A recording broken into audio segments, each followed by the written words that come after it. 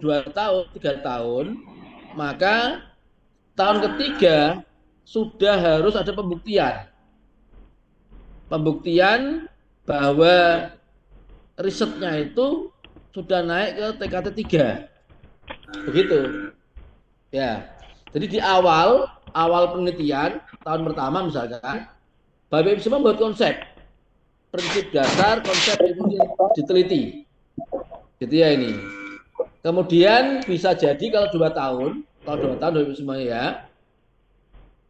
itu T1 sama 2 jadi satu, gabung. Ya ini.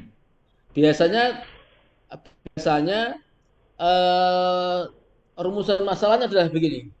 Bagaimana bagaimana rumusan kebijakan ini di penelitian sosial ya. Tujuannya apa? Tujuan penelitian adalah merumuskan konsep atau merumuskan kebijakan, merumuskan metode gitu semuanya. Ya ini.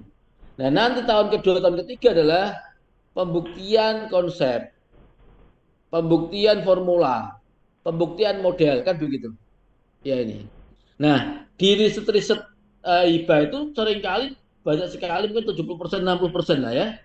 Model kan begitu ya semuanya. Model integrasi pelajaran, model pengembangan UMKM kan begitu.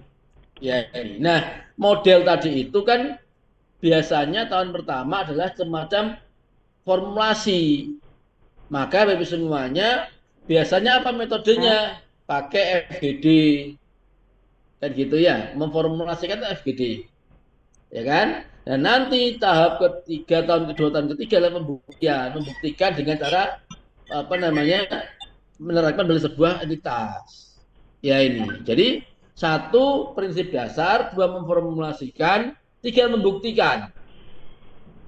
Membuktikan konsep fungsi ya. Nih. Tentang penting secara analisis dan eksperimental. Itu. Nah, setelah pembuktian dasar, maka keterapan diterapkan ya. Apa itu validasi komponen sistem dalam lingkungan laboratorium? Nah, ya itu semuanya ya. Ini.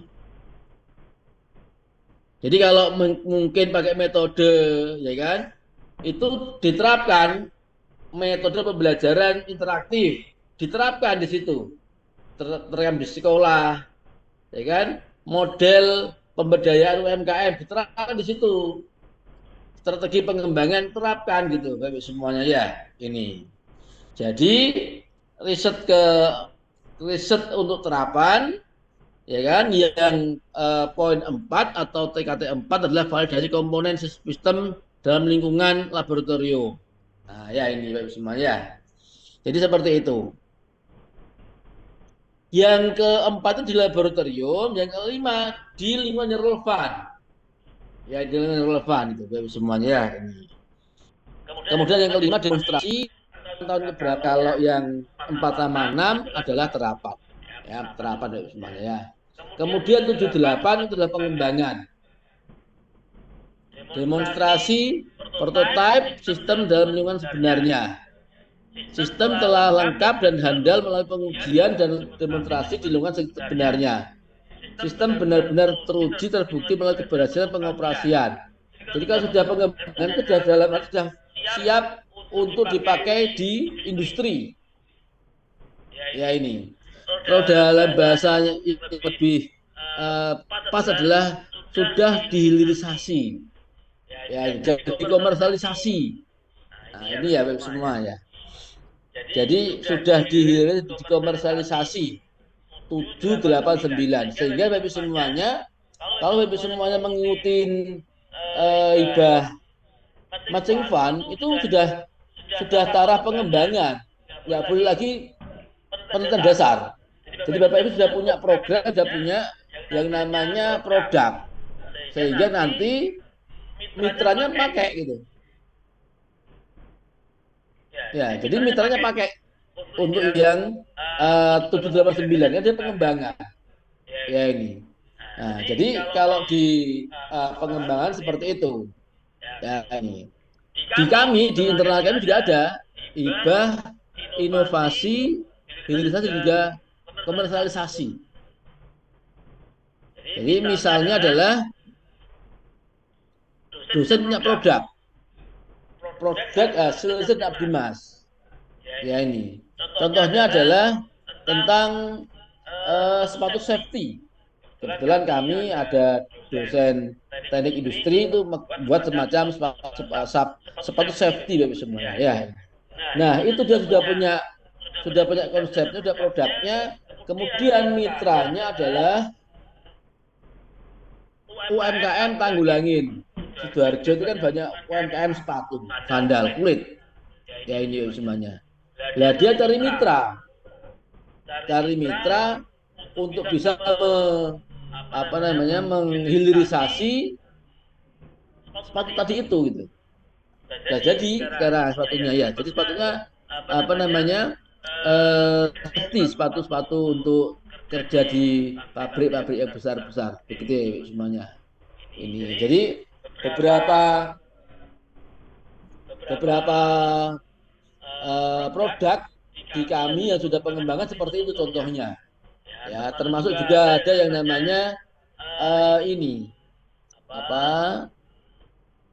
pengisian ulang ya dengan chip namanya, dengan chip. Nah, dia sudah punya produk hasil inovasi dan risetnya Dimas dosen itu, kemudian dihilirisasi di mitranya ya semacam depo air gitu. Itu semuanya. Jadi yang 789 itu sudah memiliki mitra karena dia terkait sama hilirisasi dan juga komersialisasi. Ya, jadi dasar 123, terapan 3456, pengembangan 789. Ya ini ya. Next, Mbak.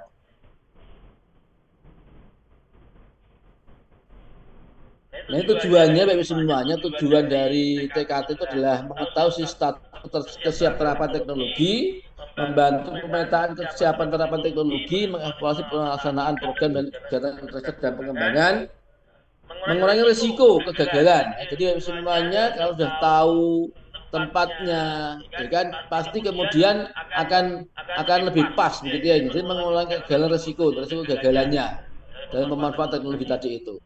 Ya ini. Oke, next Mbak. Bawa lagi. Bawa lagi. Bawa lagi Mbak. Dulu Bapak semuanya, dulu di Silitatmas itu sebelum Bima ya, itu ada pengukurannya. Ada pengukurannya terkait sama TKT-nya. Ya ini. Bawa lagi Mbak.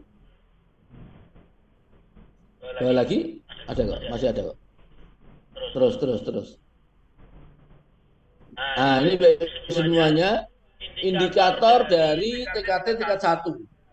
Ya, prinsipnya tadi itu, prinsip dasarnya adalah dari teknologi diteliti dan dilaporkan. Ya ini. Apa indikatornya? Asumsi dasar dan hukum ya, asumsi dan hukum dasar. Misalnya fisika kimia digunakan pada teknologi baru telah ditentukan. Studi literatur, formulasi, hipotesis riset bila ada. Ya ini. Semuanya yang masih pakai hipotesis gitu ya, itu berarti masih TKT 1. TKT 1 ya ini Bapak semuanya. Next, Mbak. Nah, semua TKT 2 ini adalah indikatornya formulasi konsep dan atau aplikasi formulasi. Ya ini. Peralatan dan sistem yang digunakan telah teridentifikasi. Studi literatur teknologi yang dikembangkan memungkinkan diterapkan. Desain secara teoris dan empiris telah diidentifikasi. Dan seterusnya sampai nomor 12. Nah, semuanya disesuaikan mana kira-kira yang pas gitu ya ini. Tetapi semuanya sebagai gambaran bahwa kita ketika mau riset itu sudah punya gambaran. Ya ini. Jadi mohon maaf mungkin ini saring yang sudah pengalaman pasti tahu. Ketika kita mau ada pembukaan proposal, gitu ya. Nah, kita pasti tahu kita ini mau apa, ya. Mau riset apa, dasar, terapan, atau apa, kan begitu. Ya, semuanya ya. Kita mau riset apa ini? Dasar, terapan, atau pengembangan. Pengembangan itu biasanya tadi itu sudah masuk ke matching fund. Ya ini. Nah, kalau 1, 2, 3 kita mau apa? Ya ini dasarnya apa? Nanti terapannya apa? Pengembangannya apa? Ya ini semuanya. Nah, ini kita harus tahu. Ya ini. Tapi kalau yang masih mohon maaf pemula ya biasanya masih meraba-raba. Kalau sudah tahapan sudah pengalaman sudah terbiasa ya apa namanya sudah tidak masalah ya. Yang ketiga, Mbak, bawa lagi. Nah, ini yang ketiga Mbak semuanya. Nah, ini yang kemudian biasanya harus nampak ketika di laporan terakhir ya atau di penelitian terakhir tahun terakhir maka harus nampak TKT 3 kalau memang penelitian dasar ini ya penelitian dasar fundamental itu ini ya. Nah, jadi kalau ini misalnya nomor 9 katakanlah ya telah dilakukan riset di laboratorium dengan menggunakan data dummy. Oh ya ini ya. Kemudian juga nomor 9, teknologi layak secara ilmiah. Nah, jadi memang dasar itu seperti ini, kebanyakan di apa namanya? Laboratorium, di laboratoriumnya ini. Nah, nomor 6 misalnya riset laboratorium untuk memprediksi kinerja tiap elemen teknologi. Nah, ya ini. Oke, berikutnya, Mbak. Nah, ini yang keempat dari semuanya. 4 itu sudah masuk ke terapan tadi itu. Ya. Tes laboratorium komponen-komponen secara terpisah telah dilakukan. Persyaratan sistem atau aplikasi membuat menurut pengguna telah diketahui ya. Sampai ke nomor 8. Integrasi sistem teknologi dan kerancang bangun skala laboratorium telah selesai. Ya, oke. Next 5, Mbak. Nah, ini 5 dari semuanya persen produksi perangkat keras telah dilakukan. Karena apa? 5 itu terapan. Ya, terapan maka diterapkan. Kalau dia marketing ya riset pasar. Ya kan, riset pasar, marketing riset dan laboratorium untuk memilih proses fabrikasi. Nah, prototipe telah dibuat. Akurasi field lead sistem prototipe meningkat. Ya. Produksi telah direview oleh bagian manufaktur. Nah, semuanya ya. Jadi yang kelima sudah sampai seperti itu. Berikutnya, Mbak. Nah, yang keenam ini semuanya ini adalah kalau di tahun terakhir riset harus ada ini, gitu. Harus bisa diambil T6. Kalau dia penelitian sudah terakhir di penerapan ya. Kondisi lingkungan operasi sesungguhnya telah diketahui. Kebutuhan investasi untuk peralatan dan proses pabrikasi sertifikasi. M dan S untuk kerja sistem teknologi pada lingkungan operasi. Bagian manufaktur, pabrikasi menyetujui dan menerima hasil pengajian laboratorium. Nah, ini ya. Sampai nomor 6 itu ya. Hasil uji membuktikan layak secara teknis engineering feasibility. Ya. Ini tahap terakhir dari terapan TKT 6 ya. Lanjut, Mbak. TKT 7. 7 adalah terkait sama pengembangan, demonstrasi prototipe sistem dalam lingkungan sebenarnya. Ini ya. Kita lihat paling akhir ya. 11. Siap untuk produksi awal. Nah, ini low rate initial production (LRIP). Nah, jadi kalau sudah pengembangan siap-siap untuk produksi. Ya ini. Sebenarnya kalau yang penelitian apa ini terapan ya, saintek itu lebih mudah kalau menggunakan pengembangan ya ini. Next, Mbak. Nah, ini adalah bentuknya ke-8 ya. Bentuk kesesuaian fungsi komputer kompatibel dengan sistem operasi. Mesin dan peralatan telah diuji dalam lingkungan produksi, loh ya kan? Jadi sudah digunakan memang ya. Proses fabrikasi diujikan pada skala percobaan. Ini. Paling akhir nomor 9, siap untuk diproduksi secara penuh, ya kan? Jadi 8 sudah siap untuk produksi secara penuh Bapak semua. Ya. Next, Mbak. Nomor 9 paling akhir ya, paripurna ini sudah. Nah, ini ke-9 konsep operasional telah benar-benar dapat diterapkan terkait investasi teknologi buat tidak ada perubahan yang signifikan, teknologi diuji pada kondisi sebenarnya, produktivitas pada skala stabil lah ini sebenarnya. Estimasi harga produksi dibandingkan komputer dan juga teknologi komputer diketahui. Nah ini jadi dari semuanya yang nomor 9 ini kita memang sudah harus benar-benar siap untuk dihilirisasi, dikomersialisasi. Ya ini. Oke. Itu yang bagian pertama tentang TKT ya semuanya ya. Jadi ini menjadikan landasan dasar nanti untuk kita menempuh atau juga melanjutkan ke proses berikutnya. Next, Mbak.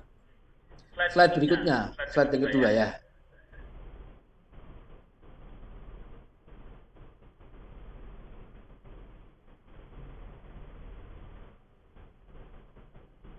Nah, sebenarnya ini bagian kedua. Slide show, Mbak, ini bisa slide show. Nah, ya. Slide show semuanya. Ini bagian kedua, tips dan triknya ya. Next, Mbak. Next. Nah, semuanya dari TKT tadi itu kita mau apa? Ya kan? Setelah kita tahu TKT itu saya milih TKT 3. TKT 4 sampai 6. Itu buat apa? Gitu ya semuanya. Jadi yang pertama itu kita harus kaitan dengan yang namanya roadmap. Ya. Di dan tingkat dosen semuanya ya. Dan itu harus kemudian dipahami dan juga dijalankan. Ya ini semuanya. Jadi kalau kita lihat seperti ini itu sudah memenuhi tahap tadi ya. R&D, inovasi teknologi, produk juga market. Ini. Jadi kita bisa bayangkan bahwa TKT 1 sampai 9 tadi itu termaktub di sini gitu. Ya. 1 sampai 3 itu di R&D. Ya, ini semuanya R&D itu. Jadi bagaimana kita membuat dasar itu di situ. Kemudian inovasi teknologi itu ke 6 sampai 7. Ya, TKT-nya 6 sampai 7. Kemudian produk dan juga market itu 79. 79 ya. Jadi R&D 1 sampai 3 penelitian dasar. Ya kan? Kemudian inovasi teknologi dan terapan 4 sampai 6. Kemudian produk dan market adalah 7 sampai 9. Nah, ini ya semuanya ya. Nah, jadi tidak berdiri sendiri tadi itu TKT, tapi kita terapkan dia di roadmap. Gitu loh. Ya ini semuanya. Next, Mas. Nah, pertanyaannya apakah Bapak Ibu punya seperti ini gitu. Artinya bahwa apakah TKT dipedomani gitu seperti itu ya. Nah, ini semuanya contohnya tadi saya sampaikan. Ya, ini prodi saya, prodi akuntansi Umsida. Jadi di prodi itu punya pedoman seperti ini semuanya. Ya, jadi tahun pertama sampai tahun 23 adalah TKT 1 dasar. Kemudian TKT 4 sampai 6 itu terapan ya. Kemudian TKT 7 sampai 9 adalah pengembangan produk atau pengembangan produk sampai market. Seperti ini. Nah, ya kan? Jadi kalau begini tuh lebih enak. inilah keterkaitan antara TKT dan juga roadmap dosen. Ya ini. Jadi bukan kemudian milih TKT selesai, bukan. Milih TKT ada kaitannya dengan roadmap gitu. Ya ini. Next, Mbak. Nah, itu semuanya roadmap saya dosen. Ya ini. Jadi roadmap saya ini juga begitu, sudah ada patokan-patokan, sudah ada apa namanya ini pembagian. Oh, ini adalah riset dasar, ini terapan, ini pengembangan. Ya ini semuanya pengembangan seperti itu. Ya, pengembangan itu apa? Ini ada market, inovasi, hilirisasi dan komersialisasi CDR. Nah, ya ini ya. Jadi adalah contoh riset roadmap saya kaitannya dengan TKT. Next, Mbak. Nah, spesifikasi roadmap riset di proposal yang kemarin saya ajukan tahun 2023. Dan alhamdulillah lolos. Ya, alhamdulillah lolos ya. Lolosnya lumayan lah, lumayan ini ya. Jadi semuanya saya ambil riset itu namanya adalah apa namanya, riset fundamental skala kecil. Kecil itu di bawah 5 kota. Saya riset tentang lembaga amil zakat. Ya, di 5 kota: Sidoarjo, Surabaya, Gresik, Mojokerto, Pasuruan. Ya ini. Nah, semuanya diperhatikan di sini. Ya. Jadi ada ketentuannya tuh Pak Ali ya. Jadi ketentuannya itu ada di SBK ya, di SBK itu. Jadi SBK itu standar apa namanya biaya keluarannya. SBK atau SBM lah ya itu. Jadi ada ketentuannya. Ada kecil, sedang, menengah. Ada kecil, menengah, besar. Kota-kota itu ya. Nah, semuanya saya ingin tunjukkan di sini gambar ini bahwa ini roadmap. Isinya ada yang namanya TKT. Ya. Jadi kita lihat roadmap itu adalah uh, uh, peta jalan penelitian. Isinya apa? Isinya adalah penelitian kita sebelum, sesudah, sebelum, saat ini sama sesudah nanti. Ya ini semuanya. Paling nggak 10 tahun, 20 tahun lah. Ya, misalnya ini ya semuanya dilihat yang sebelah kiri sendiri ada sebelumnya.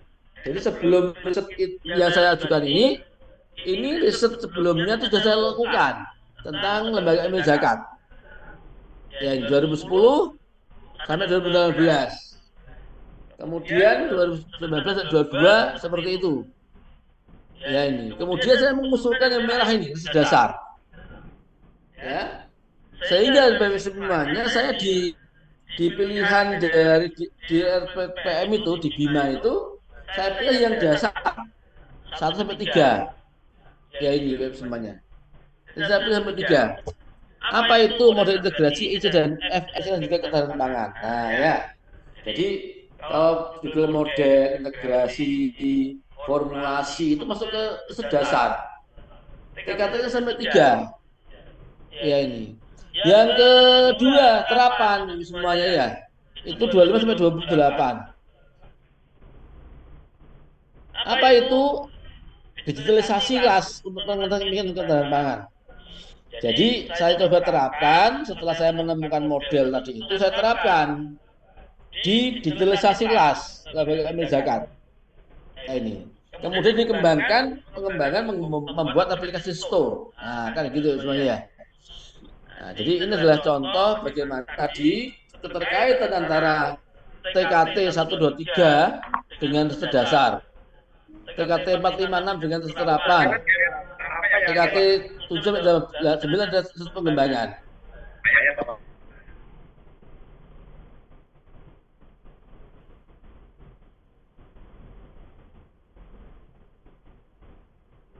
Itu semuanya ya. Nah, sekali lagi semuanya, ini adalah aplikasi dari adanya TKT ya, bisa dikaitkan dengan roadmap penelitian ini. Oke, semuanya itu keterkaitan tertutup dengan TKT ya. Nah, ini next Mbak, berikutnya. Nah, semuanya ini sekarang tentang yang kedua tadi itu. Tips dan trik untuk bisa lolos hibah dari TPM. Ya ini. Jadi pertama misalnya tema harus sesuai dengan buku panduan. Jadi ya, di panduan itu ada tema-temanya sendiri ya. Green ekonomi, blue ekonomi itu dipilih. Ya ini. Tema riset yang sesuai roadmap dosen. Jadi bagi semuanya. Kenapa? Karena di situ dijelaskan roadmap dosennya apa. Ya, dia sebelum state of the art atau state of the art ya ini. Jadi ada state of the art, keterbaruan, ada roadmap, gitu-gitu ya, ada kepakaran. Di situ dijelaskan. Ya ini. Nah ini semuanya, jadi beberapa tema nanti ada di tabel-tabel di panduan di RTPM ya. Kemudian juga tema risetnya harus kekinian, integrasi. Kalau fundamental, model integrasi, desain model, konsep. Kalau terapan, aplikasi model, implementasi, strategi, diseminasi. Ya, seperti itu memang. Jadi ada clue-nya ketika kita membuat sebuah judul itu dan memilih tema-temanya tadi. Dia ini. Ya, oke. Okay. Next, Mbak.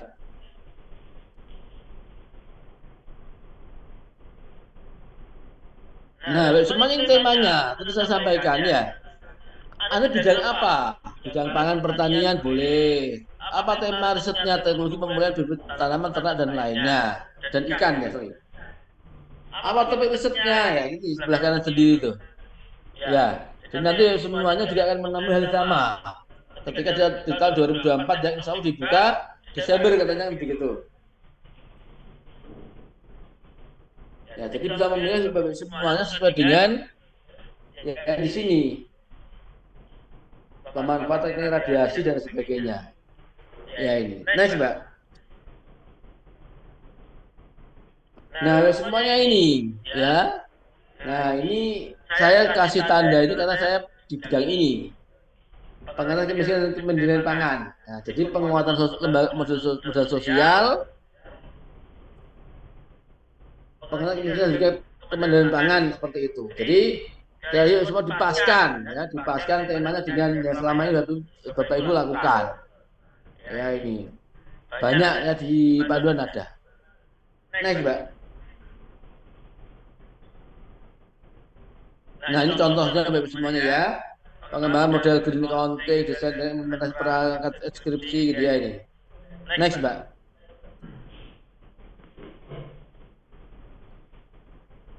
Nah, ini contoh-contoh SDGs ya. Kalau di kami memang SDGs ya semuanya ya. Saya lihat juga di UNER, di ITS itu tema-tema SDGs yang dipakai. Sustainable Development Goal. Ya ini. Next, Mbak.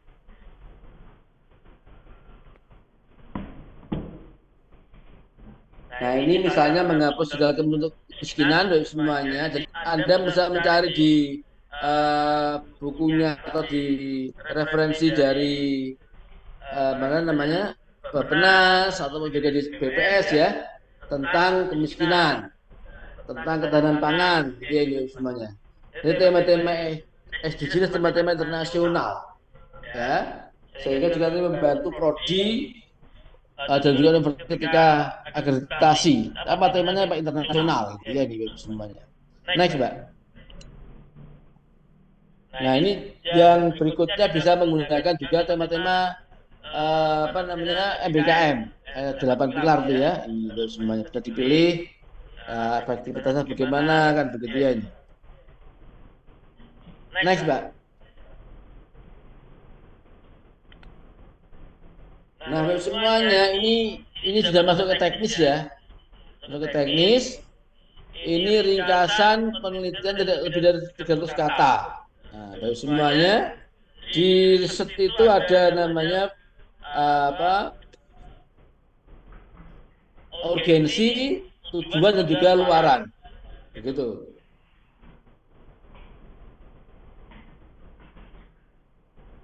Ya ini semuanya. Jadi Bapak semuanya kalau membuat tulisan di ringkasan itu tentunya yang terlalu banyak ya. Cukup 300 kata, kemudian dikasih bold bagi semuanya ya. Luaran, pertama apa? Urgensi dulu. Urgensi. Satu kalimat atau dua kalimat. Ya ini. Kedua, setelah urgensi ada tujuan. Jangan lupa di bold tujuannya. Kemudian yang ketiga adalah luaran. Sama. Luar juga. Nah, soal luaran itu harus luaran yang sudah ada nama jurnalnya. Ya ini sebenarnya. Sebutkan nama jurnalnya dan juga sebutkan websitenya juga boleh atau ISBN-nya juga boleh. Ya ini semuanya. Nah, ya jadi kemudian jangan turun grade. Misalnya adalah kalau fundamental itu jurnal di Scopus. Anda jangan nawar, saya cinta saja, nggak boleh. Boleh atasnya tapi nggak boleh ke bawahnya. Ya ini semuanya. Nah, ya kan? Jadi luaran kita harus jelas dan diberi nama jurnal yang dituju. Sebenarnya dituju juga. Jadi semuanya ini ringkasan seperti itu. Tidak lebih dari 300 kata. Ya, biar nggak terlalu banyak temannya. Next, Mbak. Next. Nah, ini yang semuanya, ya kan? Nah, ini. Jadi urgensi, tujuan dan juga luaran. Ya. Kalau perlu tadi semuanya tulisan luarannya di bold, ditebel ya, tebel tulis tebel, kemudian juga tujuan tebel, urgensi, tujuan luar ditulis tebel semuanya, biar kelihatan lebih beda. Itu salah satu juga ya. Next, Mbak.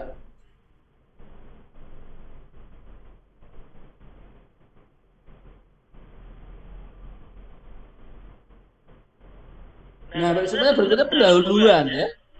Bagaimana kita menulis pendahuluan? Nah, sebenarnya pendahuluan itu atau latar belakang, LBM namanya ya. Maka tunjukkan subjeknya dan urgensinya. Ini ya, tunjukkan skill urgensinya. Rumusan masalah bisa pernyataan atau pertanyaan. Kalau pertanyaan kasih tanda tanya. Sebenarnya ya ini. Kemudian pemecahan masalah. Nah, tunjukkan solusinya dengan apa namanya pendekatan konsep dan metode. State of the art sebenarnya ini seperti itu. Jadi ada harus berani ini keterbaruannya. Walaupun katakanlah apa namanya ada yang datang, tapi kita harus pegang bahwa itu adalah state of the art. Yang kelima bahwa adalah tentang peta jalan penelitian atau roadmap penelitiannya ini. Seperti itu. Next. Ini pada pendahuluan ya, pendahuluannya. Nah, ini adalah pendahuluan riset gap ya sebenarnya. Riset gapnya seperti ini. Jadi apa namanya? Seperti ini adalah menunjukkan riset gap.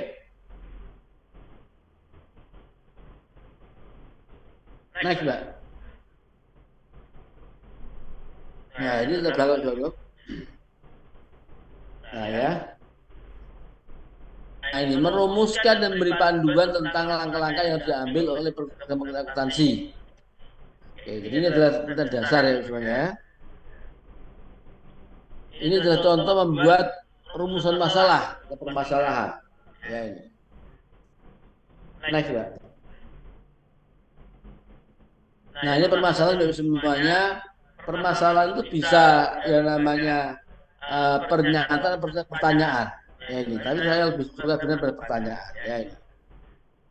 Nah, kemudian tujuan khusus. Next, Mbak. Nah, ini urgensinya. Apa urgensinya? Nah, ini strategi bagi program akuntansi. Jadi harus nampak kita tuh percaya diri. Ini loh, apa namanya yang kita pelajari kita bisa. Ya ini. Urgensi penelitian ya. Ini. Next, Mbak. Nah, itu dia tulisannya keterbaruan. Jadi kalau mustodiah itu harus percaya diri. Masih jarang sekali dilakukan, jarang dipublikasikan dan sebagainya ya ini. Nilai state of the art. Next, Mbak.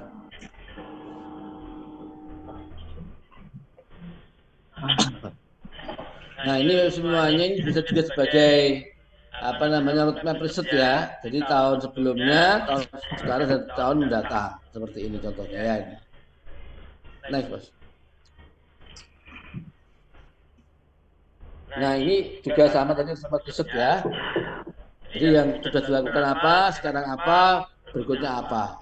Ini ya. Oke, next, Pak. Ya, ini penjelasan jalan dari semuanya. Jadi kalau yang sudah lama, sudah senior mungkin sudah paham ya bagaimana cara untuk bisa menulis peta jalan. Tapi ya jelas kita harus melakukan tersebut konsisten ya, gitu semuanya konsisten. Next, Pak. Next, Pak.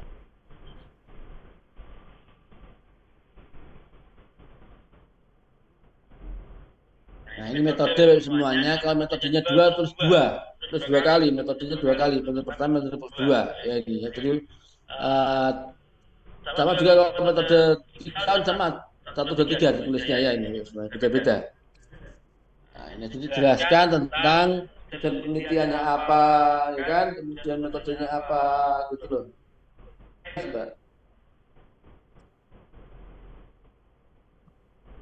Nah, ini teknik pengumpulan data semuanya ya. Kalau apa namanya di kualitas kan begitu. Ada wawancara, ada FGD, ada dokumentasi dan sebagainya. Ini adalah cara pengumpulan data yang berikutnya ya. Oke, berikutnya Pak. Next. Nah, ini juga begitu cara-caranya ya. Next, Pak. Nah, ini saudara ya. Jadi disesuaikan saja dengan berapa sih kebutuhannya. Oh, 1.000 kata ya. Itu disesuaikan dengan 1.000 kata tadi itu. Ada seperti ini ya. Next, Pak. Next, Pak. Nah, ini outcome-nya. Jangan lupa outcome itu apa. Outcome itu apa. Jadi penelitian Anda itu apa. Ya ini. Next, Pak. Nah, ini semuanya yang tadi saya sampaikan, bagaimana membuat bagian alur penelitian ya. Ada aktivitas, output, analisis, outcome, dan juga impact. Ya ini. Jadi apa aktivitasnya? Oh, ada kajian pustaka, instrumen ya, FGD, interview, dokumentasi gitu loh. Outputnya apa? Itu outputnya diperolehnya data instrumen, data kesiapan, data bekerja gitu ya, semuanya ya ini. Nah, kemudian dari itu semua ada analisis, ya kan, regresi berganda bisa pakai apapun di saya ini ya. Kemudian ada output, outcome ya. Ini ada impact, nah, ada impactnya ya. Nah, sebenarnya ini penting loh, bisa mempengaruhi nilai karena nggak ada jalan apa namanya kayak ini gitu. Ya ini. Next, Pak. Nah, ini tahun kedua ya semuanya. Tahun pertama gambar, tahun kedua gambar. Nah, ini tahun gambar semuanya ini. Ya, bagus kalau gambar ya. Ada impact tahun pertama, aktivitas kedua, outcome, dan juga impact 3 dan impact 4 ini. Jadi lengkap ya semuanya ya. Next, Pak. Nah, ini jadwalnya, jangan lupa jadwal semuanya harus sama dengan MedPen. Beneran, kalau nggak itu nanti nggak dinilai. Jadi jadwal pun juga harus sama, juga harus relevan dengan Zoom-nya tadi itu. Ya, gitu ya semuanya. Jadi misalnya ada 5 FGD ya, 5 FGD itu di situ di Surabaya, Mojokerto, apa Pasuruan gitu ya. Sebutkan juga gitu. Ya ini. Next. Nah ya gitu ya. Ditulis juga 3 tahun juga 3 tahun juga, 2 tahun juga. Jadi permintaannya berapa? 2 tahun gambar 2 tahun pasang apa mie 2 tahun juga. Ya ini ya. Oke, next. Oke, semuanya itu ya yang sudah saya sampaikan. Mohon kemarin ya Pak ya, ini yang lolos kemarin ya Pak ya. Ya, jadi sedikit banyak rekan-rekan dosen ini sudah semakin tahu gambarannya proposal itu seperti apa sih. Nanti mungkin yang belum pernah lolos hibah begitu. Nanti sudah Ya, jadi tahu ini gambarannya seperti apa.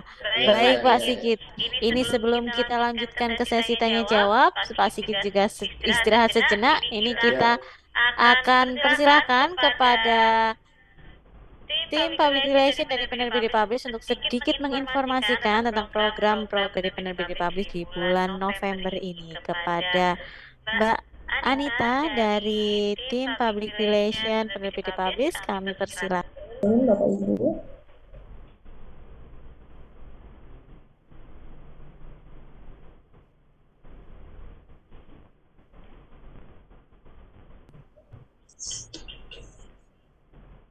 Mohon selamat datang kita semua.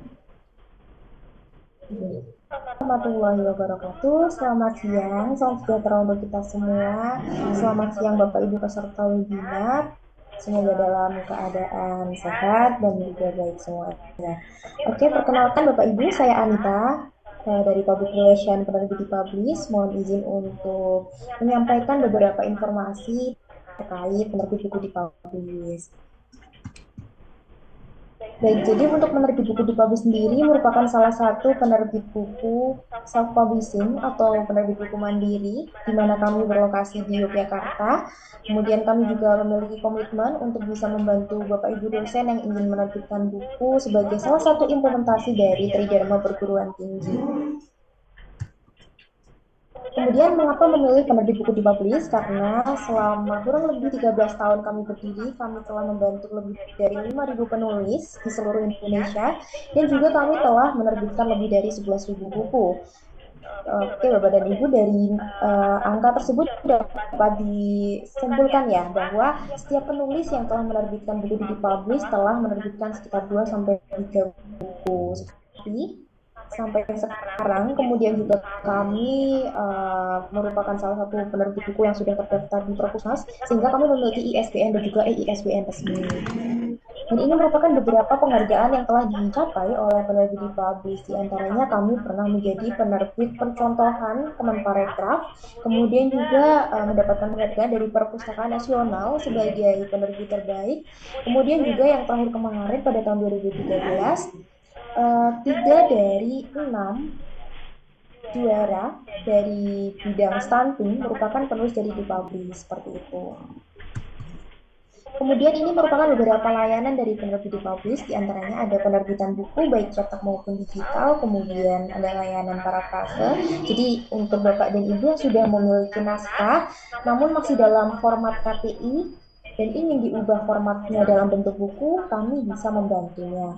Kemudian kami juga memiliki ada juga ajuan HKI dan juga layanan cek plagiarisme. Oke Bapak Ibu, untuk bulan ini di Publish sedang ada promo. Ini merupakan promo yang paling ditunggu-tunggu oleh penulis-penulis di seluruh Indonesia karena bisa terbit lebih cepat hanya dalam 1 bulan. Dan ini hanya terbatas untuk 100 naskah pertama. Update untuk saat ini sudah ada sekitar 30 naskah yang masuk ya Bapak Ibu, padahal promonya baru berjalan sekitar 5 hari. Jadi monggo Bapak dan Ibu yang mungkin sudah memiliki naskah, ingin menerbitkan buku secara cepat dengan harga terjangkau, bisa langsung saja untuk menghubungi tim di Publish untuk bisa menerbitkan buku seperti itu. Untuk promo ini juga ada promo ekstra diskon pengajuan haji sebesar 20% terkait WhatsApp ataupun email seperti itu. Baik, terima kasih Mbak Ida dan juga Bapak Ibu semuanya. Sekian dari saya. Wassalamualaikum. Terima kasih banyak Mbak Anita untuk informasinya. Tadi ada program-program yang sangat menarik ya dari penerbit Publish. Mungkin untuk rekan-rekan dosen yang sudah mengikuti hibah dan ada kebutuhan untuk segera melakukan hasil laporannya, boleh juga nanti bisa berkomunikasi dengan tim penerbit Publish. Karena rekan-rekan peserta nantinya akan juga mendapatkan voucher penerbitan buku dari penerbit Publish ya Bapak Ibu sekalian. Nanti bisa langsung dikonfirmasi ke timnya Mbak Anita. Baik Bapak Ibu sekalian, terima kasih banyak. Kita sudah mendengar juga tadi untuk beberapa paparan dari Pak Sigit juga ya. Tadi sudah diinformasikan, sudah dikupas tuntas juga untuk tips triknya, bagaimana lolos hibah, kemudian dijelaskan juga apa itu tingkat kesiapterapan teknologinya yang perlu kita pahami, apa saja sih yang perlu kita persiapkan ya, kaitannya apakah nantinya untuk pengembangan roadmap penelitian kita ataupun kita mengikuti hibah penelitian. Baik, kalau begitu mari kita buka untuk sesi tanya jawab. Untuk yang pertama, ini kami akan berikan kesempatan untuk 3 orang penanya untuk bisa bertanya langsung kepada Bapak Sigit Hermawan. Baik, ini Pak Sigit sudah siap Bapak untuk kita bisa mulai sesi tanya jawabnya?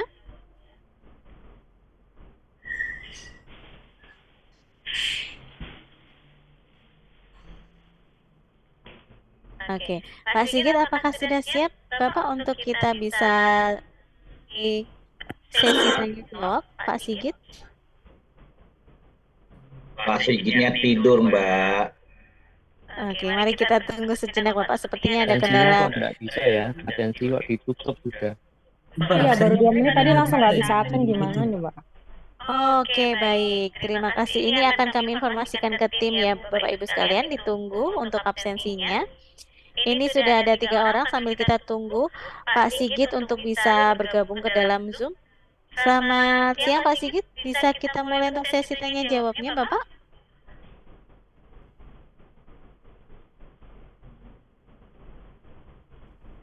Oke, Pak Sigit. Apakah kita bisa mulai untuk sesi tanya jawabnya, Pak Sigit?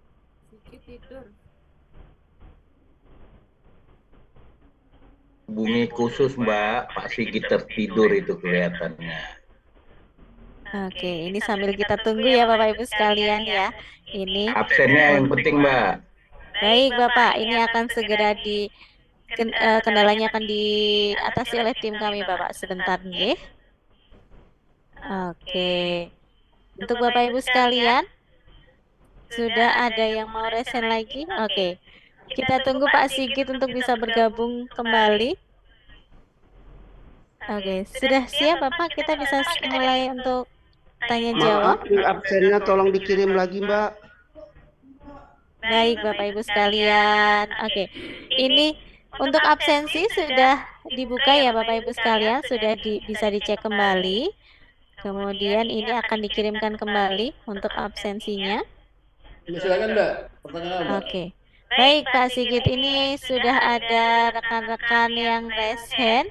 Ini akan kami persilahkan untuk bisa menyampaikan pertanyaannya secara langsung kepada Bapak Firmansyah. Silakan Pak Firmansyah untuk bisa menyampaikan pertanyaannya.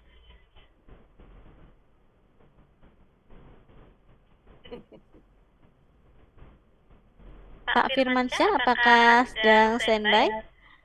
Mungkin jika sedang tidak standby, ini akan kami persilahkan untuk yang lain ya. Mungkin kepada Bapak Muhammad Ilham. Silakan Bapak Muhammad Ilham bisa menyampaikan pertanyaannya.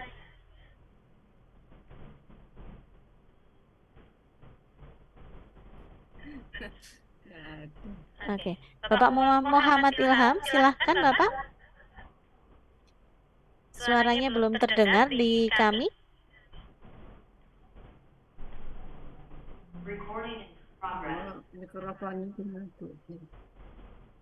Oke, Bapak Muhammad Ilham, oh sepertinya ada kendala sinyal beliaunya. Mungkin Bapak Firmansyah sudah siap?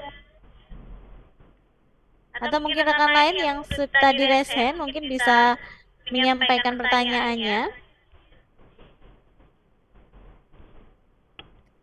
Oke, Bapak Muhammad Ilham, ini sudah bergabung kembali. Bapak Muhammad Ilham, silahkan Bapak bisa menyampaikan pertanyaannya.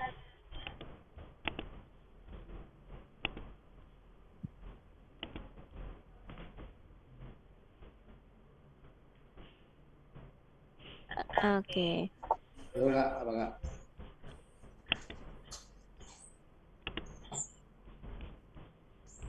Baik, Bapak Muhammad Ilham, apakah ada kendala dengan mikrofonnya? Oke, jika mungkin belum bisa, ini Kami persilahkan kepada Bapak atau Ibu Zakiat ini, silahkan. Baik, terima Silahkan kasih. Ibu. Ya, apakah terdengar suara saya? Terdengar Ibu dengan jelas, silahkan. Ya, baik, karena dekat masjid rumah saya. Oke.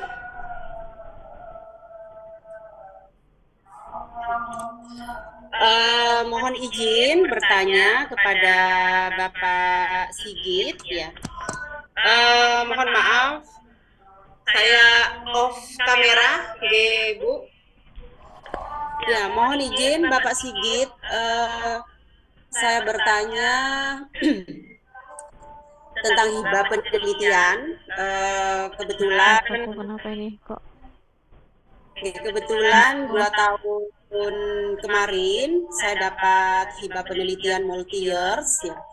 Jadi tahun pertama dan tahun kedua penelitian dasar. Ya sekarang yang masuk di tahun kedua. Kemarin sudah selesai monitoring dan evaluasi.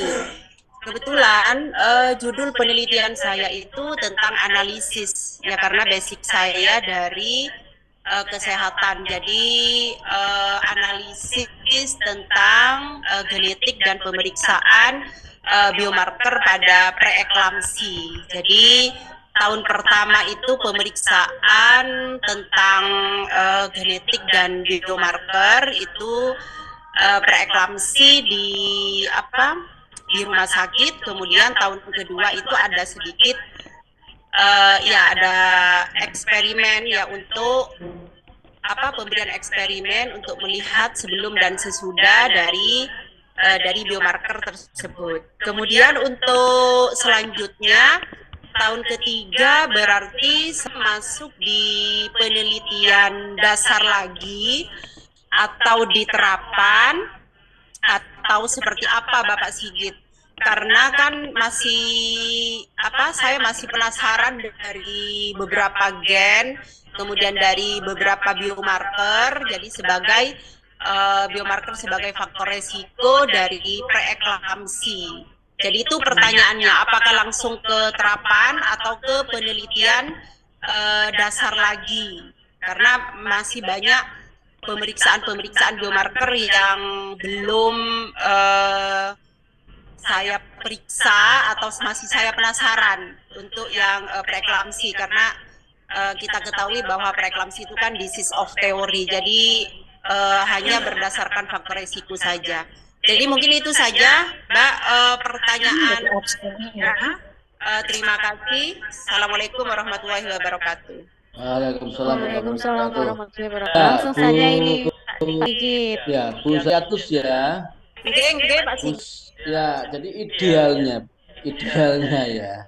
idealnya Bu Zakiatus mentahapi yang namanya TKL tadi itu. Jadi Bu Zakiatus idealnya mentahapi setelah riset dasar itu adalah riset terapan, gitu ya, karena TKL begitu Bu.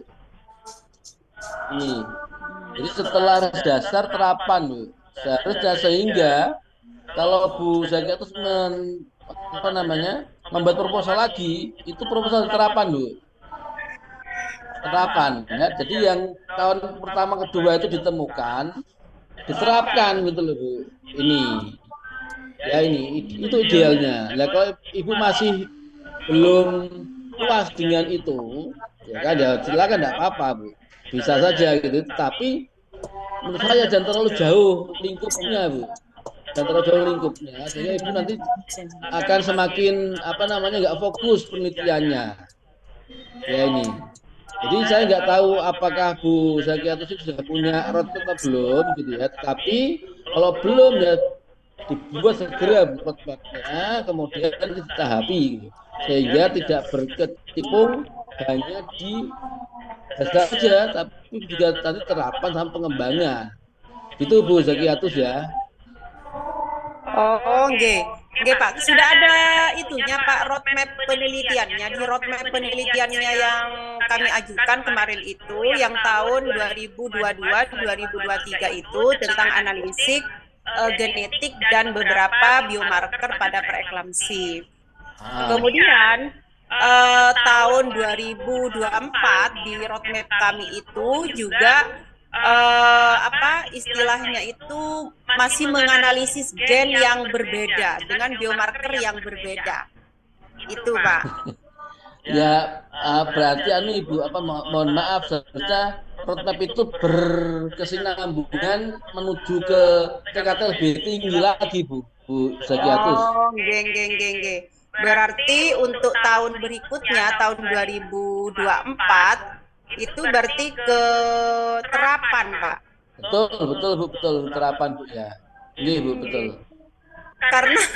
Karena gini Pak Sigit, saya penasaran dengan beberapa marker-marker tentang preeklamsi itu Pak. Jadi kan kemarin itu ada beberapa yang kami ajukan itu kok masih itu ya gitu, masih belum dapat saya gitu Pak. Ya berarti itu kan banyak marker gitu Bu ya. Iya. Gitu. Ya menurut saya ini lebih baiknya tuh pengembangan Bu ke taraf yang lebih tinggi lagi. Jangan berkutat pada dasar terus gitu Bu.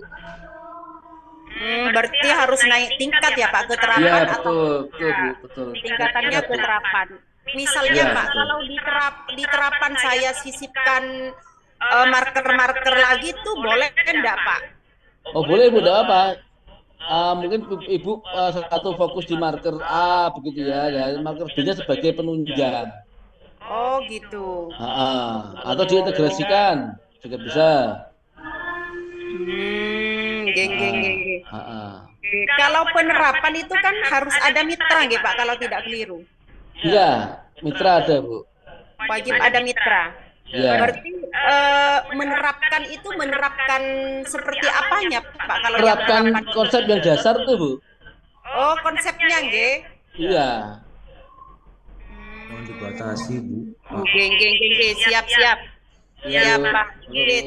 Terima kasih. Ya. Ya, begitu ya Bu Zakia. Jadi harapannya memang dengan ada TKT ini memang kita bisa mengembangkan penelitian kita ya Pak Sigit ya. Jadi tidak hanya berkutat dengan penelitian dasar saja, tapi kita bisa kembangkan dari yang sudah kita riset dasar menjadi riset inovasinya, kemudian pengembangannya juga ada begitu Bapak Ibu sekalian. Karena nantinya bisa kita gunakan untuk pengembangan kepakaran kita begitu Ibu Zakia. Oke, siap. Makasih Pak Sigit penjelasannya. Sama-sama Bu. Ya, sama-sama. Gitu. Mungkin rekan-rekan yang lain mungkin juga yang mengalami kegalauan yang sama ya ini Bapak Ibu sekalian. Jadi terkadang memang kita dilenakan dengan hasil penelitiannya ini ternyata masih ada lagi nih yang perlu kita kembangkan di riset dasar, mungkin kita cari lagi. Cuman pastikan Bapak Ibu sekalian sudah membuat riset roadmap penelitian, jadi bisa diikuti terlebih dahulu roadmapnya. Tadi seperti rekomendasi Pak Sigit bahwasanya jika ada tambahan-tambahan lain nanti itu menjadi penunjang saja begitu. Jadi kita tetap mengembangkan roadmap penelitian kita, menjalankannya, jadi tidak stuck. Akhirnya mundur lagi nanti ya Pak Sigit ya kalau kita pengen ini lagi ya, karena rasa keingintahuan itu pasti tidak akan berhenti Bapak Ibu sekalian. Baik, terima kasih Pak Sigit. Selanjutnya kepada Bapak Fitra Yuda, Eskom, silahkan Bapak, kami persilahkan untuk menyampaikan pertanyaannya. Baik Kakak, terima kasih. Assalamualaikum warahmatullahi wabarakatuh. Sebelumnya suara saya dengar Kak? Waalaikumsalam warahmatullahi wabarakatuh. Terdengar Bapak, silahkan. Baik, terima kasih pada Bapak kesempatannya. Izin Pak Sigit, saya tadi agak terlambat ya Kak. Jadi Bapak izin bertanya, apa saja kiat-kiat yang kita butuhkan dalam penyusunan proposal penelitian Bapak? Kebetulan saya masih dosen baru Pak, jadi masih harus banyak belajar gitu Pak dalam penulisan. Terima kasih Bapak. Baik, langsung saja nih Pak Sigit untuk pertanyaan Ya, Fitra. Pak Firman, Pak siapa? Oke, Bapak semuanya. Fitra Yoga. Pak Fitra Yoga ya. Pak pertama adalah karir dosen dulu, artinya adalah bahwa rekam jejak dulu Pak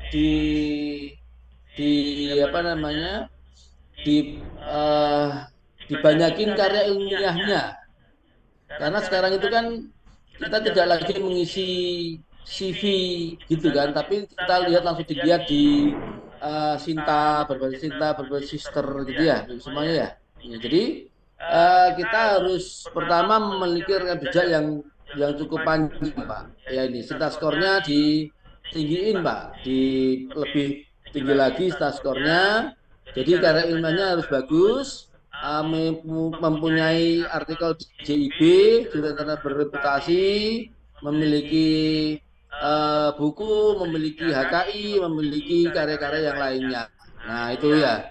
Jadi kalau dengan itu pertama, ya, jadi kita harus punya seperti itu pertama, karena di penilaiannya itu kalau sifatnya adalah administrasi itu ya tidak gitu.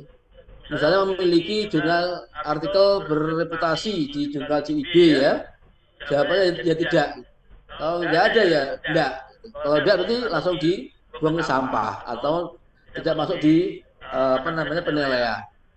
Jadi begitu, misalnya mempunyai HKI, ya kan, hak cipta ataupun juga memiliki paten sederhana, gitu ya. Ini kalau diterapkan seperti itu, ya. Nah, maka dari semuanya itu karya ilmiahnya diperbanyak dulu. Ya ini. Memang ada juga yang PDP, dosen pemula ya, dosen pemula ada. Tapi kalau kita ingin terus lanjut ke dosennya, ya kita harus tetap terus berkarya ilmiah, berkarir di dosennya. Itu yang pertama. Yang kedua baru isinya, Pak, isi dari proposalnya. Pertama, Pak, template-nya harus sama, Pak. Template-nya harus sama. Dan di situ ada maksimal kata. Misalnya di ringkasan maksimal 300 kata. Isinya adalah urgensi, tujuan, sama luapan. Itu aja ditulis. Dan saya pakai bermacam-macam tulisan yang bermacam-macam. Langsung urgensi penelitian ini adalah begitu.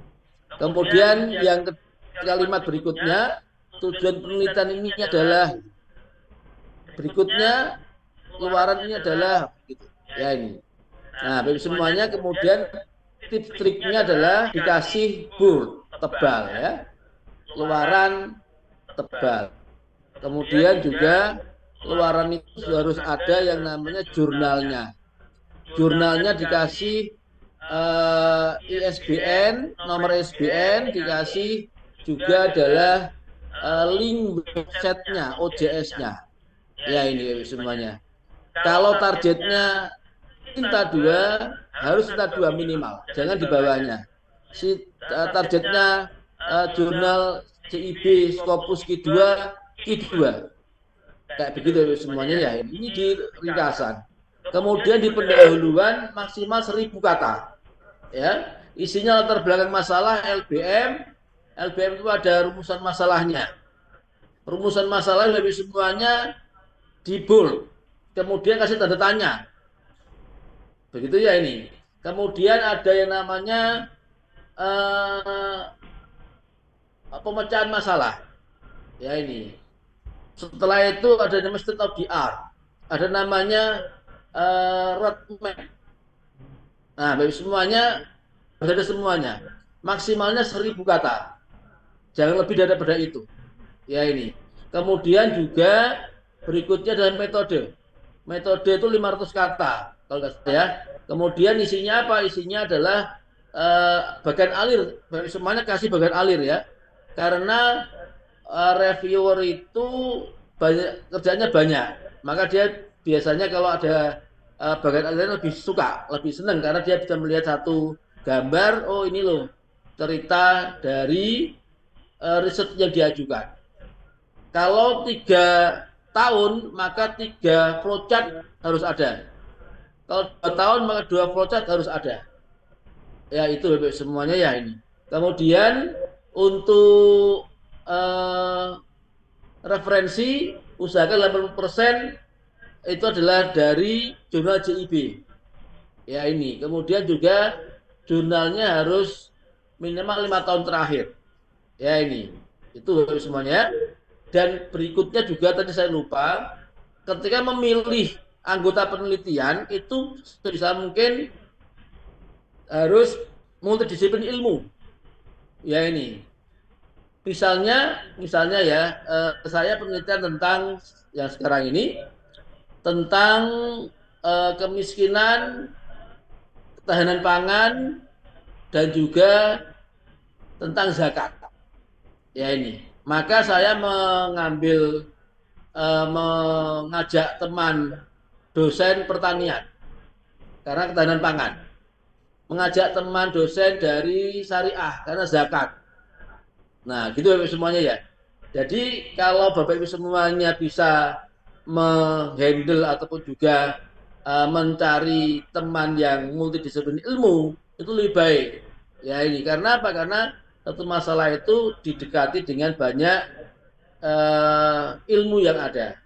Nah, gitu Bapak semuanya ya. Jadi itu tips dan triknya agar tadi itu lolos hibah tadi itu ya ini. Gitu Pak. Makasih.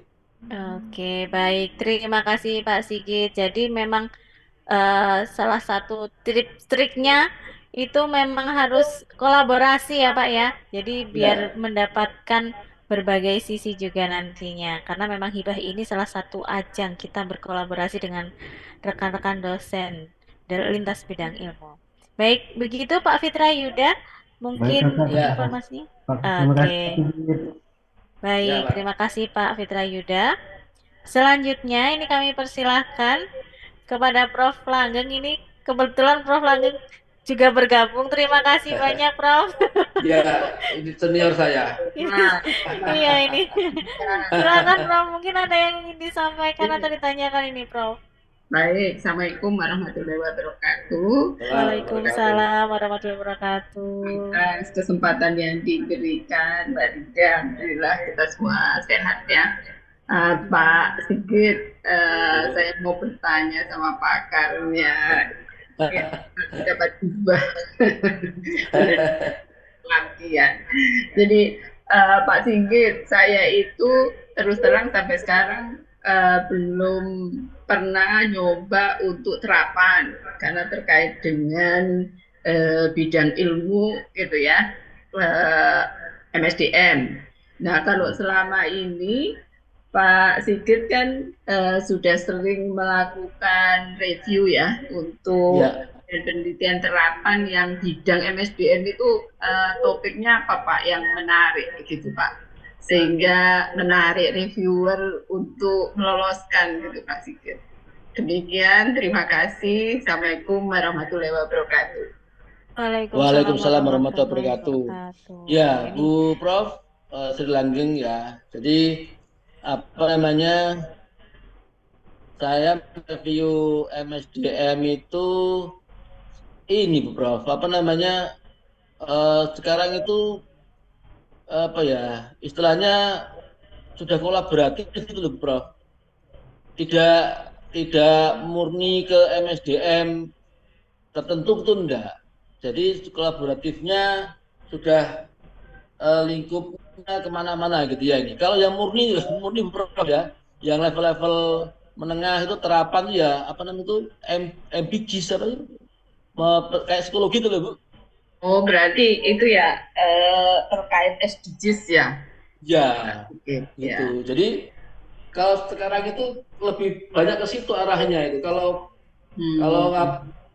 penelitian yang sifatnya itu ke kayak pengaruh terhadap ini gitu sudah mengarah ke kolaborasi yang kebijakan gitu, Bro. Gitu saya perhatikan gitu. Oh baik, berarti ini ya sedikit topik-topik yang lagi lebih kepada ini kolaboratif dengan bidang-bidang ilmu yang lainnya. Ya, sama itu ya terkait dengan kebijakan ya, misalkan kebijakan SDGs dan pemerintah lagi cukup fokus untuk stunting. Ya betul betul ya. Nah, kinerja di bidang keperawatan begitu-gitu ya untuk mencegah stunting gitu loh, Prof. Kayak gitu Baik, contohnya. Oke. Pak Sigit, matur nuwun. Jadi nanti kalau apa itu belum clear saya kontak. Ya, Prof, makasih. Ya, makasih. Oke, terima kasih banyak Prof. Langgeng, terima kasih banyak Pak Sigit. Selanjutnya ini kami persilahkan Pak Firmansyah, apakah sudah standby untuk bisa menyampaikan pertanyaannya? Selamat sore Pak Firmansyah. Oke, kalau belum standby, ini kami persilakan kepada Bapak Muhammad Junaidi untuk bisa menyampaikan pertanyaannya secara langsung. Silahkan Bapak. Izin, Assalamualaikum warahmatullahi wabarakatuh. Waalaikumsalam warahmatullahi wabarakatuh. Izin menyampaikan terima kasih kepada Pak Sigit ya atas materinya, luar biasa membuka cakrawala saya banget hari ini karena jujur kemarin ketika mengajukan hibah penelitian itu alhamdulillah pertama kali. Kenapa? Karena saya sedikit mengevaluasi tadi dari isen-isen proposal itu alhamdulillah ternyata isen yang saya isi di proposal tersebut apa yang disampaikan tadi sama Pak Sigit itu alhamdulillah sesuai. Tapi kalau mengevaluasi lagi ternyata roadmap-nya yang kurang mendalam. Saya lihat tadi karena saya dengar ya pengembangan roadmap itu sangat perlu sekali, tinggal menyesuaikan dengan visi di prodi sama universitas. Nah, yang ingin saya tanyakan untuk hibah yang kemarin itu saya kesulitan ketika menulis RAB rancangan anggaran biaya untuk pelaksanaan penelitian karena hasil di luar hibah tersebut tidak sesuai dengan anggaran yang keluar. Itu padahal yang saya taruh itu sesuai dengan kebutuhan yang akan di lapangan, tapi ketika direview nilainya turun. Nah, itu mungkin trik-triknya kenapa kemudian apa sih yang nggak bisa, nggak boleh, mungkin itu yang saya tanyakan kepada Prof. Sigit. Terus kemudian yang kedua, karena saya kemarin mengajukan penelitian dosen pemula tentang intervensi, apakah dari segi intervensi tersebut bisa dikembangkan lagi untuk mengajukan di hibah kedua, artinya belum ke serapan gitu. Artinya proposal kemarin itu bisa dikembangkan lagi untuk mengajukan dana hibah nanti di tahun 2024. Mungkin itu Prof. Sigit. Terima kasih. Baik, terima kasih Pak kasih. Junaidi ya. Pak Junaidi, mohon maaf untuk apa yang nggak boleh di anggaran itu adalah honor, Pak. Honor peneliti nggak boleh, kemudian pembelian alat juga nggak boleh, kan begitu ya ini. Nah, kemudian berikutnya adalah apa? Berikutnya itu yang kita anggarkan itu harus sama dengan aktivitasnya. Gitu ya. Jadi nanti dicek, Pak, metodenya, metode penelitiannya itu sama anggarannya dicek. Ya, ini misalnya adalah ada FGD. Berapa kali FGD-nya? 1 kali. Maka di situ disebut 1 kali.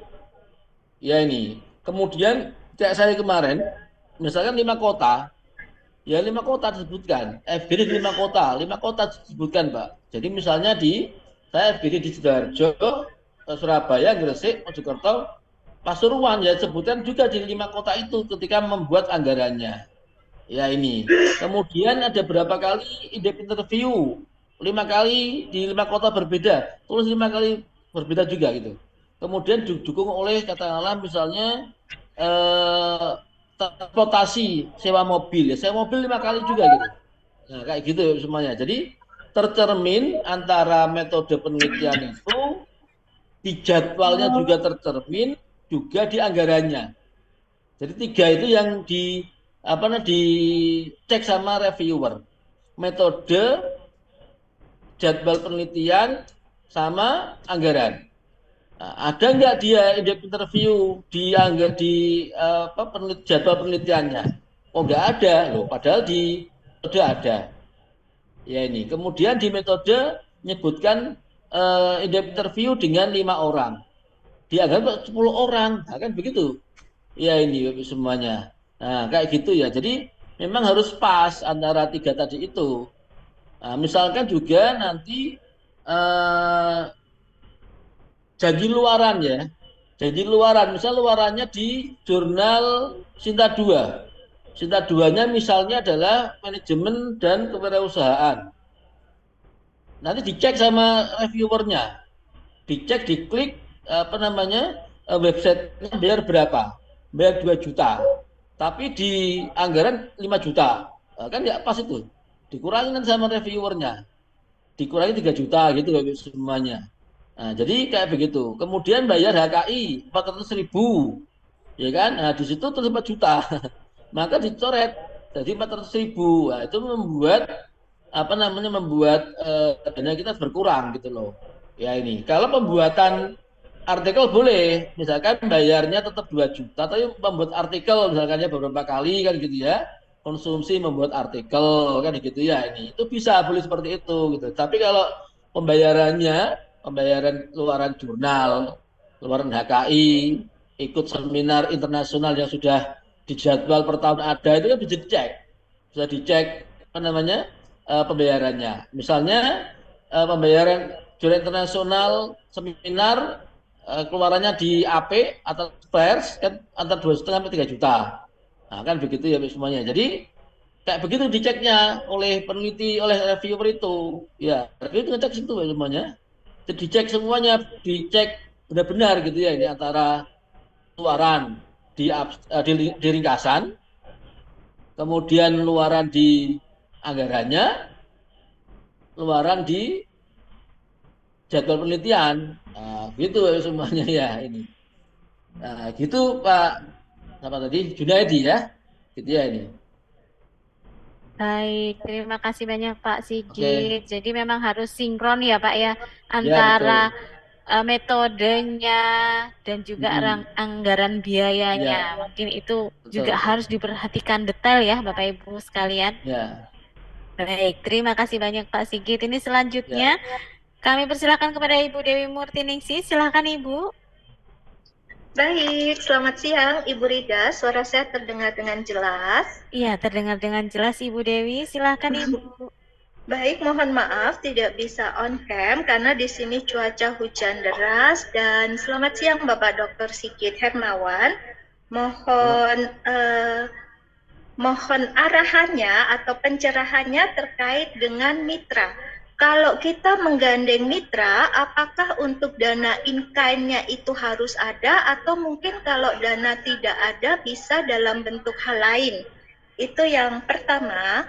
Yang kedua, terkait dengan judul, apakah ada batas maksimum kata atau kalau tidak di sini untuk judul itu tidak dibatasi katanya. Nah, bagaimana triks atau cara untuk mencari judul